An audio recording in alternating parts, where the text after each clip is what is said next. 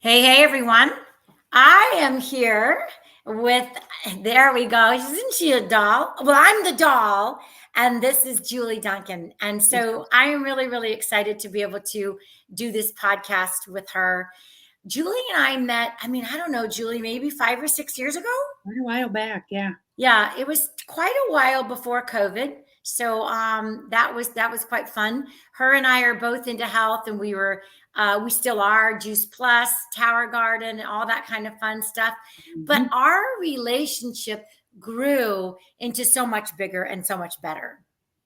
So Julie's part of my entrepreneurs hangout group. She's a powerful connector. She's a great coach. So I couldn't wait to have her on the podcast. And so, Julie, just tell our listeners a little bit more about you. Thank you, Kiley. Yes, I'm super happy to have reconnected because, life happens, but we've reconnected in an entrepreneur world. So that's super fun. So I live in Virginia, not too far from you. And goodness gracious, I've worn a lot of hats in my life, just like many of your listeners. Most recently, last July, I formed my LLC for life coaching. And it was really kind of born out of, I think, empty nesting, if you want to know the truth of the matter, because there was a sense of what now when both of our kids were, living their life and living their respective careers in Richmond, Virginia. So it was really born out of that. And then since then, I've done a few other bucket list things that have been super fun. And I've always been kind of a hungry what's more girl. I just have. And I can't even put a finger on it. I was thinking today, why is that? It's hard to put a finger on it, but I've just always kind of had that disposition. Love it. Love it. So I was excited when we got together and we kind of just chatted a little bit. And you had said that you co-produced a book with Les Brown. Well, kudos for you. That's awesome, girl. Thank you. Thank you. So he's been a mentor for a really, really long time. And I don't know if your listeners know his story, but I would really, really encourage them to just, if they're interested at all, just go to YouTube, go to Spotify, find a podcast. You can just hear his story in so many different arenas. But he had me at hello, as the saying goes. And here's the thing. I watched him one time years ago. He was in the hospital room doing a Facebook Live. He's had cancer 4 times. And he was joking with the nurses. He was in the hospital again, and he was joking with the nurse. He's like, hey, hold on. I can't really do that IV right now. I'm talking to my people. Like, what commitment to serve, right? And there was all these hearts going up on the Facebook Live, and I was just like so enamored with him and his character and his conviction to serve the world. And he's done that now for 79 years. And I've always wanted to write, but it was pretty daunting to think about doing my own thing. And so at different points in my life, now I'm ready. I feel more ready to embark on that journey someday. But when I heard what he was doing, I was like, oh my gosh, I want to tell my story. So I joined him and collaborated. I shared my story, 15 contributors. So I'm a co-author. And it's just very hot off the press. And it's just opened a lot of doors. But more importantly, it's a bucket list that I always had. And, Kiley, we talked before this podcast about limiting beliefs. And I was ridden with them growing up. And some of it, I think, was my own doing because I was just always so hungry for more. It was never enough. So it was a perfect next step for me. And it really kind of tapped into filling a bucket list that's been there for me for a really long time, which I encourage everybody to make your bucket list. We're not getting any younger, and see what's next in your life. I mean, my gosh, it just is so fulfilling to me. And it's interesting. Children, No, it is. You're right. It's interesting. I was on a Zoom call today, and the guy we were talking about, he has 3 bucket lists. And it's not just one. And I don't think I could pick just one either. You've got your bucket list, as in it could be the fun bucket. It could be the philanthropic bucket. It could be the what's next bucket, but you got to have some bucket lists. And I like that. But also I think intentional ways and thoughts and beliefs All right. We're going to talk about some of the beliefs right now, but you've got to have that intention of like, how am I going to fill this bucket? Mm-hmm. Yeah. 100%. Yeah. So Julie, now let's talk a little bit about your life coaching business and what's entail for us. I mean, I know obviously limited beliefs are a big part of how you teach and how you coach. So give us just a little bit of, a little bit of on your business as a life coach. Like what is your core value? What is your core thing that you talk about? Oh my gosh, this is just speaks to my soul. Because as I said, I was hungry for more. I had a feeling of just never being enough, low self-confidence, low self-worth, all those things that go into limiting beliefs. And we didn't have the tools. I didn't have the tools. I'm a little bit old, right? So I didn't have all the tools. I'm not going to tell your listeners how old, but I didn't have all the tools that we have today at all. And it was just a matter of really being hungry and just pushing through some really hard trials and tribulations. And it brings me so much joy today to be able to take a course, learn about neuro-linguistic programming was my latest one, like how the power of the mind works. I'm like, are you kidding me? And to be able to then help other people so they don't have to suffer, and it can be so painful to just not believe in yourself and live with past trauma and all the things that go into why we hold ourselves back and why professional women do. So it brings me great joy to be able to help people break through that and be able to bring so many resources, because that's really what coaching is all about. Yep. It's so different than counseling. Although, my master's is in counseling psychology, obviously I hold that in high esteem, but coaching's a different ball game. And I'm a research person. I'm a resource person, resource. I love being able to bring tools to the table and then seeing people use those tools and then come back and go, oh my gosh, I see this differently. My perception's different. Whoa. That's awesome. to me what it's all about. It's serving. It's about serving. Right. No, and I can feel your passion, and you and I've talked about serving before. So that's awesome. So what do you think shaped like the core beliefs from your childhood? From a child, how did all of this, like, what do you think shaped that? So interestingly enough, because I'm an information junkie, I've learned along the way, and I'll be very short about this because there's just so much depth to this, but it's interesting to me that I didn't really have any understanding about what I believed, my thoughts, my patterns. It just poured out of me, and that's how I live my life. But come to find out, there's some real influences on our core beliefs. Woo, who knew, right? 0 to 7, they say that our core beliefs are really cemented, really formed by our caretakers, society, culture, all the things that are around us. And, my parents were very loving, but there was 5 divorces collectively. There was single mother married times, and I was always with my mother when she was a single mother. And being a single mother's hard. My parents were laborers, so I saw a lot of that. And there wasn't a lot of connection between like church and community. And I had wonderful grandparents and, family. But the things that I was seeking as a child, there was some scarcity. So then I grew up with a feeling, which again, I think I did a lot to myself, of never being enough and being hungry for more. And I would compare all the time. It's very painful to talk about. And I mean, I pushed through it, obviously, but it's painful. And I was very empathic. So I think about, other people that go through this kind of stuff, and it's really painful. So there were 2 pivotal things. I come into it as a child, I come into it as a teenager with this feeling of comparison, never enough, some scarcity in my life, lack of self-confidence, self-worth. And then 2 pivotal things happened. One was there was a knock on the door at 2-3 a.m. And that's a good thing. And it was a policeman standing there.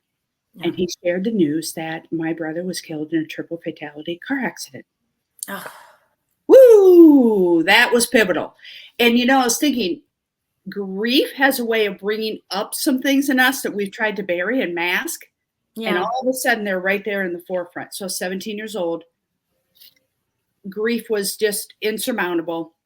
I had wonderful people in my life, had wonderful friends to carry me through. But the fact was, it was kind of like the veil was starting to come off. My perfectionism were perfect. I'm perfect. My imposter syndrome. So that was number one. So that happened in December, and I was 17 years old.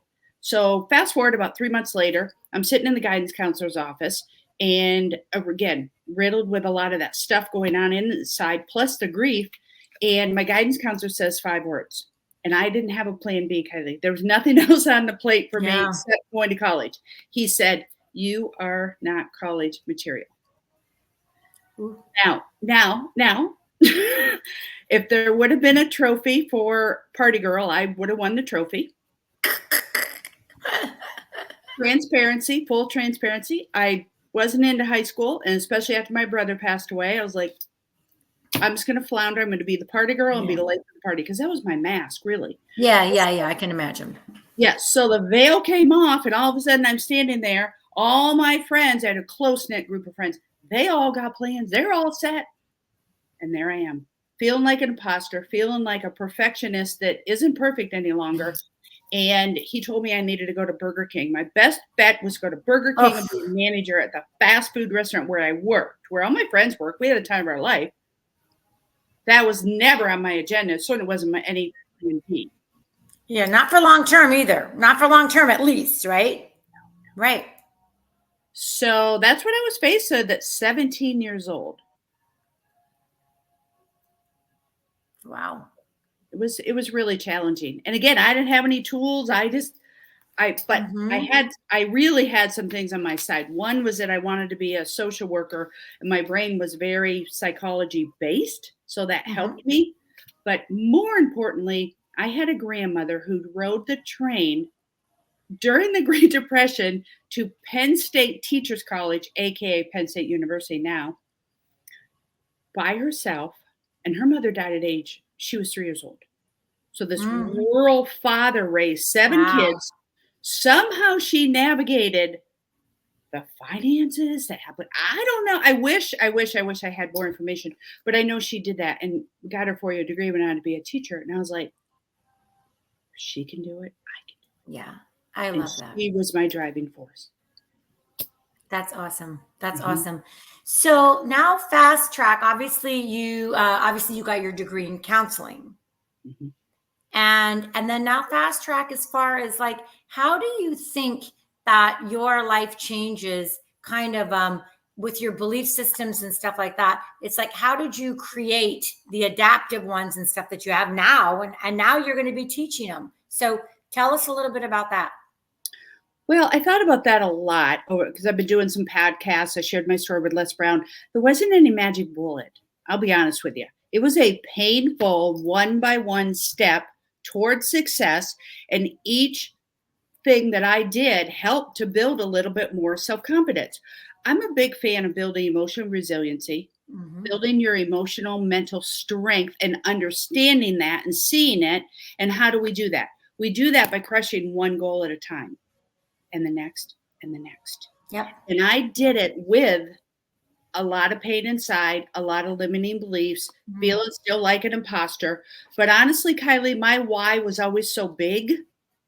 I always had in the back of my mind, Mr. King, who was my guidance counselor, his prediction that I was going to be a fast food manager.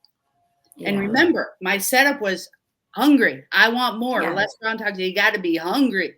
And I always wanted more. And I'm like, oh no. I will push through this like my grandmother, no matter what. Yeah. So I just did it one step at a time, one class at a time, one degree at a time, really. But now I feel like I have the magic bullet. Right. Because life has changed so much with the internet and all the tools and all the resources. And so now I'm on like fire to learn so much and be able to share that. Because it was so painful trying to do it myself.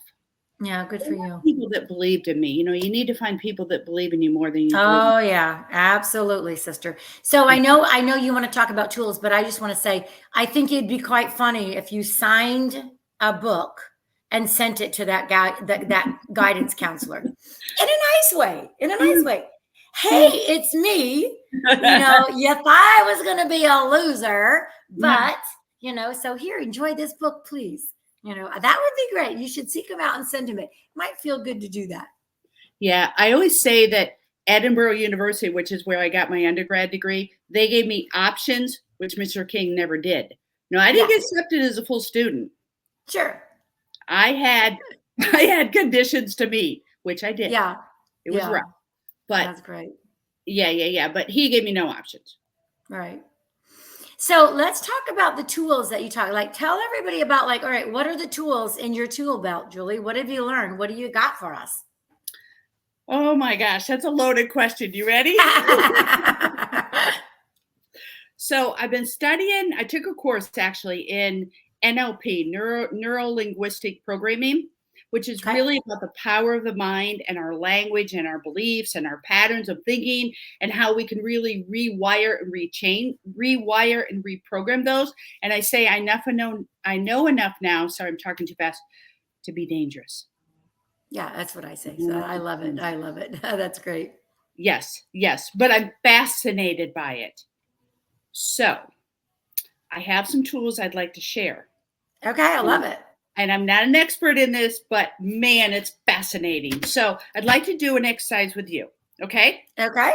And it's to show you the power of the mind with one command. Because when we command our mind, our brain, it will seek the things that we command it to do. Woo, isn't that revolutionary? Yeah. Okay. So you ready? Yep. All right. I'm going to read you the directions here. I'd like you to sit with your legs parallel and put your finger out like this, straight ahead. Okay. Does it matter which finger? No. Okay. Wherever you're comfortable, straight ahead. Keep your feet still. Take a few deep breaths. Out for, inhale, exhale. Inhale, exhale. One more. Inhale, exhale. Give it all you got. Okay. Next, what I'd like you to do is not moving your feet, physically go to the right, turning as far as you can. So, yep, to as far as you can. Think of stretching yourself as far as you can. Now memorize that spot. Know where you left off. Got it? Mm-hmm. Okay, come back. Okay, go ahead and put your arm down. Now, little trust here. I'm going to have you close your eyes. Take a deep breath. Let it out. 3 times. Inhale. Exhale. One more time. Inhale. Exhale. Okay. Now, keeping your eyes closed, I want you to raise your arm again and point, just like you were doing before. Now, visualize this, bringing your arm up, pointing, and visualize going much further in your mind's eye. Remember the spot you went to, but think about going further. Take a deep breath. One more time. In your mind, think about going as far as you possibly can. You're elastic. Your arm's going to stretch further than you imagine, Kiley. Okay, open your eyes. Okay, this time we're going to repeat what you did before. Feet down, feet parallel, keep them still. Take your arms straight forward. Take a deep breath. Now stretch as far as you possibly can.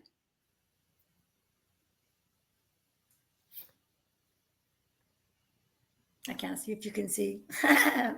Oh, I can see. Oh my. No, actually, it's right. It's easy to see because it's on my 10K post. So there you go. I can. Okay. So come back. How much further did you go? I would say about 20%, maybe 30% more. Wow. So talk to me a little bit. What do you think that was all about? I think the mind's a powerful thing. And I think we have to load it with all the things that we want. We have to load it with everything that's positive and think nothing that's negative. You know, that's my belief system. So I can. I will, I will, I will. Yes. That's a very big. And so I think that, you know, where there's a will, there's a way, and you power through it. So I was listening to you, you know, and I wanted to have my mind really focus on what you were, the exercise. So I just let go of my bodily functions as far as like, oh, how far can I reach my hand? I wasn't thinking about any of that. So I was just thinking about what you were saying. So awesome. So you allowed your mind to absorb that and think about it in a positive aspect. I can do further. I can do further. Right. And you went 20 to 30% further by doing that than you thought you could the first time. Correct. About, like I said, I think about 20, about maybe 30%. That's crazy. So yeah, think about that, how we can do 20, 30, 40, 50% more just by giving a command than we do in any given moment, because we may not believe it. We may not think we can. We have limiting beliefs, all the things that go into that. Yeah. So Julie, let's talk a little bit about your coaching programs, because I want the listeners to get a lot of value. I want them to learn to find you, and we'll put, you know, your details in the comments below. Like, are you teaching? Are you group coaching? What's the way that people can understand, hey, how can Julie help me? And like, what's your program about right now? Those are great questions. So I'm focusing on one-to-one right now. I really thrive on teaching. I'm in a mastermind with Tony Robbins and Dean Grazioso.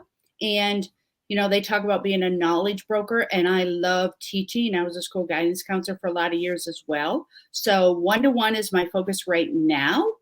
However, I see some courses coming out of me in the future. I see a mastermind. One of my visions is to work with business owners on the power of the mind, because we hold ourselves back so much. And I'm guilty. And my gosh, think about your 20, 30% that you just showed us. How much more could people do if they would rid themselves of their limiting beliefs and gain self-confidence and understand at a neurological level, language, power of words, that we really can do and be more. So I envision a mastermind with business owners. That's really where one of my passions is starting to go. You know, we grow. At first I was like, oh, I just want to do one-to-one coaching. And now I'm like, oh, no, I see a course, I see a mastermind, and I'm really passionate about working with business people, because I am a business person. I've been in businesses before, and I can see where I held myself back with my own thoughts and not understanding how powerful my thought process was, my actions, my behaviors. So that's where I see it going in the near future. Right now, I'm focusing on one-to-one. That is awesome. So you're thinking about obviously adding various group coachings and programs and stuff like that. And that is absolutely super. So how long have you been with the Tony Law? I have a couple of quick questions about that. How long have you been with mentoring with the Tony Robbins group? It's been a couple months. I took a couple of his. He's very big on serving and adding value, absolutely. Right? And I love that. I'm all about that as well. So I took a few of his virtual seminars, and then he offered the opportunity to be in his mastermind. So he had me hook, line, and sinker, and I've not looked back a minute. So I'm doing that. Yes, it's been a couple months. You know, on that note, I always think it's interesting with entrepreneurs, and I have to say, especially women sometimes will not invest in themselves. And men are different. And so, this is not a like, oh, point the way, but this is like, they know the value of, I need a sales coach, or I need this, whatever, a gym, a fitness coach, if you want to lose weight, big muscles, whatever it is. So men have no problem with like, that's what I want to do. I know I need a coach. I need a mentor, right? But women have an issue with it sometimes, which is like, how do we invest in ourselves? How are you going to grow if you don't? So I just want to, like, the last few minutes, talk about how important that is. And you, now you've got two different things that you've done. You've gone out of your, kudos for you, man. You've gone out of your way. You've done a co-authored with Les Brown. Okay. That took time and money, and it took a leap of faith. Yes. Right. Yeah. And you're in Tony Robbinson's mastermind group. Mm-hmm. That is serious money and time. Mm-hmm. But you know what? How are you feeling about that? Like you said, hook, line, and sinker. I was done. I was there. Yeah. Because you went all in. Yes, I went all in. And it's always, to me, it's tapping into our why and really knowing that and understanding it and feeling it, because that to me is always our driving force. And it's sort of like, put your oxygen mask on first on the airplane instead of putting it on your children. We have to take care of ourselves. How can I serve if I'm not taking care of myself and being full throttle, the best that I can bring, and bringing my best self forward?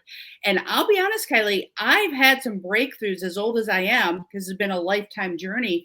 I've had some breakthroughs with my course, or my mastermind with Tony Robbins, just on my own, just listening and going through the process. I'm like, you are a child of God. We are all children of God. We are all born with talents and aspirations and dreams. What are we doing to hold ourselves back? And I think having that drive and that understanding is super important for women as well as men. But women are natural born caretakers. Yep.